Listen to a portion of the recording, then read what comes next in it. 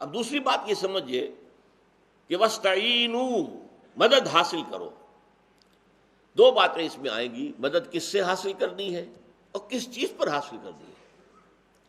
مدد ظاہر بات ہے کسی مقصد کے لیے آپ کام کر رہے ہوں، کام مشکل ہے، بھاری ہے، تو آپ مدد طلب کرتے ہیں، بھائی آؤ ذرا میرا ہاتھ بٹاؤ. تو یہ استعانت کس چیز پر ہے؟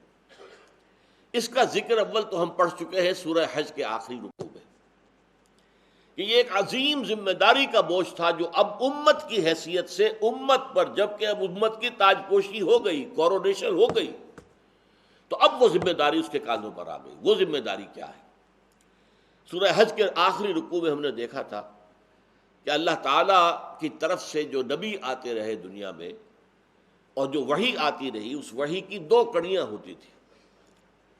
اللہ یستفی من الملائکۃ رسلا ومن الناس، اللہ چن لیتا ہے اپنے فرشتوں میں سے بھی اپنے پیغامبر اور انسانوں میں سے بھی. فرشتہ اللہ سے لیتا ہے، یہ رسول ملک ہے، یہ بھی پیغامبر ہے، ایلچی ہے، پیغام پہنچانے والا ہے. رسول کسے کہتے ہیں؟ پیغام رسانی کرنے والا، پیغام پہنچانے والا. تو یہ وحی پہنچانے والا فرشتہ جبرائیل، یہ پہلی کڑی ہے. اسے ہم کہیں گے رسول ملک. رسول ملک نے آ کر رسول بشر محمد صلی اللہ علیہ وسلم کو بات پہنچا دی. اب یہ حضور کا کام تھا کہ وہ آگے پہنچا، یہ ذمہ داری آگے ہے. تو حضرت آدم سے لے کر حضرت محمد تک صلی اللہ علیہ وسلم مسلسل یہی دو کڑیاں رہی. حضرت ابراہیم آئے، ان پر وحی آ گئی، وحی لانے والا فرشتہ ہے، انہوں نے اپنی قوم کو پہنچا دی. یہ وحی، یہ رسول ہیں بشر، رسول ملک، رسول بشر. پھر حضرت موسیٰ آئے، رسول ملک، وحی لا رہے ہیں، رسول بشر اب موسیٰ ہے، وہ وحی پہنچا رہے ہیں لوگوں کو. حضرت عیسیٰ آئے، وہ روح القدس کہتے ہیں، دی ہولی گھوسٹ یا دی ہولی اسپرٹ. کون ہے وہ؟ جبرائیل. وہ وحی لاتے تھے اور حضرت عیسیٰ پہنچا دیتے تھے. اب حضور پر وحی آئی، جبرائیل لائے، رسول ملک، اور حضور رسول بشر ہے، انہوں نے پہنچا دیا. لیکن حضور آخری نبی اور رسول ہیں. اب یہ سلسلہ ختم ہو رہا ہے دو کڑیوں والا. اب اللہ کی طرف سے کوئی وحی نہیں آنی، جبرائیل اب کوئی وحی لے کر نہیں آئیں گے. نبوت ختم ہو گئی، وحی کی کھڑکی بند ہو گئی. دنیا تو ختم نہیں ہوئی، انسان تو ختم نہیں ہوئے. انسانوں کو تو تبلیغ کرنے کی ضرورت باقی ہے. لہذا اب کیا کیا گیا؟ اب کوئی نئی وحی نہیں آئے گی، جبرائیل کوئی وحی نہیں لائیں گے، کوئی نبی نہیں ہوگا، رسول ملک نہیں ہوگا، رسول بشر نہیں ہوگا. امت مسلمہ کو ایک تیسری کڑی کے طور پر، ایک کڑی، دوسری کڑی، تیسری کڑی اب لگ گئی ہے مستقل تا قیام قیامت. یہ امت مسلمہ اب سلسلہ رسالت کی کڑی بن گئی ہے. رسول نے لیا جبرائیل سے، جبرائیل نے لیا اللہ سے، رسول نے لیا جبرائیل سے، پہنچا دیا امت کو، امت نے لیا محمد سے اور پہنچایا پوری نوع انسانی کو. اب ظاہر بات ہے کہ رسالت کتنا کٹھن ذمہ داری کا معاملہ ہے. حضور نے کیسے کیسے شدائد اور مصائب جھیلے ہیں، سیرت تو ہمارے سامنے ہے. اس لیے بڑی نازک ذمہ داری کا معاملہ ہے. رسول پر وحی آتی ہے تو وہ کسٹوڈین ہے، وہ امین ہے، اور اس نے پہنچانی ہے امانت لوگوں کو.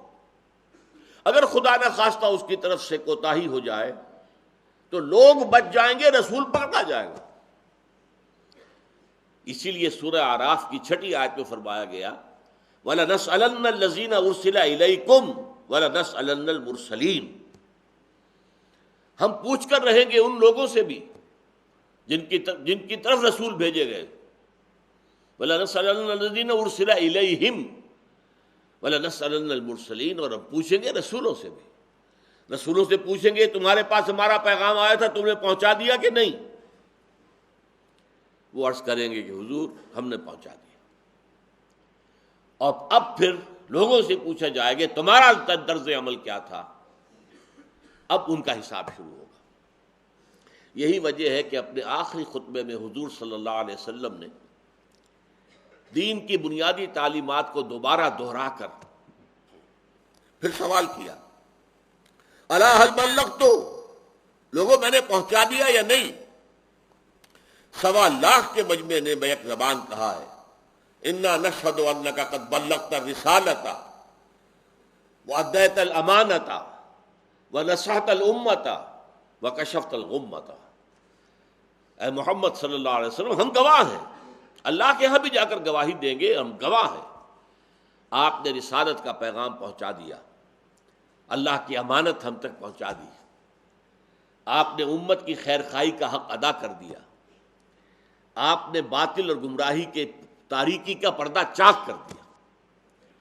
پھر حضور نے نگاہ آسمان کی طرف اٹھائی اور پھر کانگریگیشن جو اجتماع تھا 1.25 کا، اس کی طرف اشارہ کیا، اللہم اشہد اللہم اشہد اللہم اشہد، اے اللہ تو بھی گواہ رہے۔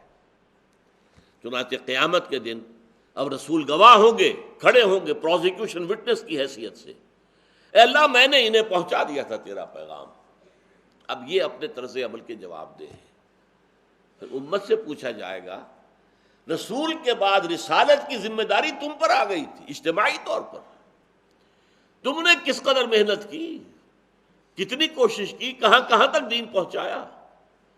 اب ظاہر بات ہے اس پر امت کی کامیابی یا ناکامی کا دار و مدار ہوگا، یہ نازک ذمہ داری آ گئی، اس پر مدد کی ضرورت ہے، اللہ سے مدد طلب کرے، نماز سے مدد طلب کرے، نماز کے ذریعے سے مدد تو ہوگی اللہ سے، لیکن صبر اور نماز کے ذریعے سے اللہ کی مدد جو ہے انووک کی جائے، طلب کی جائے، مانگی جائے۔